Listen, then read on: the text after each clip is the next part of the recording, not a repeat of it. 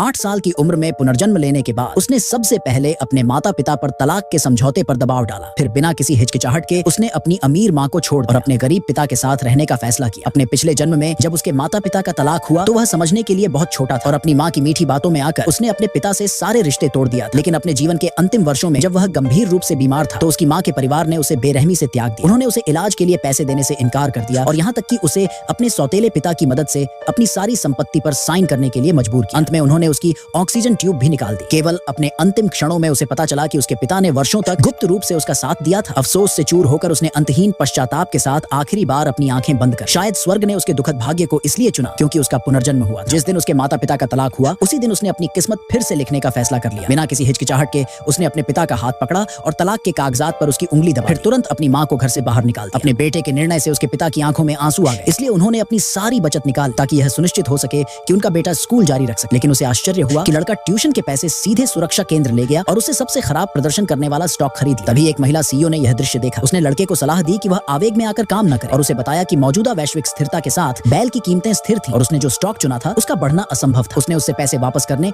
और स्कूल वापस जाने का आग्रह किया। लेकिन लड़के ने कुछ चौंकाने वाली बात कही। उसने दावा किया कि वैश्विक स्थिति नाटकीय रूप से बदलने वाली है, सोने की कीमतें आसमान छूने वाली है और उसने जो शेयर खरीदे हैं वे जल्द ही अपनी सीमा को छू लें। यह सुनकर सीईओ हंसने से खुद को नहीं रोक पाया। उसे लगा कि यह सिर्फ बचकानी बकवास है, लेकिन उसकी दयालुता और सुंदरता से प्रभावित होकर लड़के ने उसे अपने पिता से मिलवाने का फैसला किया। इसलिए उसने जानबूझकर उसके साथ एक शर्त लगाई। उसका सहायक क्रोधित हो गया और लड़के को डांटने वाला था। जब उसने देखा कि सीईओ ने पहले ही उससे हाथ मिला लिया है तब वह आत्मविश्वास से शर्त पर सहमत हो गया और कहा कि अगर लड़का हार गया तो उसे स्कूल वापस लौटने का वादा करना हो। जब वे दांव लगा रहे थे तो पिता हांफते हुए ट्रेडिंग सेंटर में पहुंचे और यह देखकर दंग रह गए कि उनके बेटे ने ट्यूशन की रकम शेयरों में निवेश कर दी थी। लेकिन लड़का आत्मविश्वास से भरा हुआ था और दावा कर रहा था कि वे सिर्फ 10 मिनट में विजेता बन जाएंगे। उसी समय उनकी मां दूसरी पीढ़ी के एक अमीर वारिस के साथ वहां से गुजरी। उन्होंने सार्वजनिक रूप से पिता और बेटे का मजाक उड़ाया और अमीर लड़के ने अहंकार से घोषणा की कि उनके जैसे लोगों को हमेशा के लिए हारना ही है। अपमान का सामना करते हुए आमतौर पर चुप रहने वाले पिता ने अमीर लड़के का हाथ पकड़ा और उसे शर्त लगाने की चुनौती दी। अमीर लड़का तुरंत सहमत हुआ और बोला कि अगर 3 मिनट में शेयर की कीमत नहीं बढ़ी तो पिता और पुत्र गुलामों की तरह उसकी सेवा करेंगे। माहौल तुरंत तनावपूर्ण हो गया। समय बीतता गया लेकिन स्टॉक गिरता रहा। लड़के की मां ने तुरंत उन्हें हार स्वीकार करने के लिए कहा, लेकिन लड़का शांत रहा। फिर अंतिम 10 सेकंड में स्टॉक अचानक बढ़ने लगा।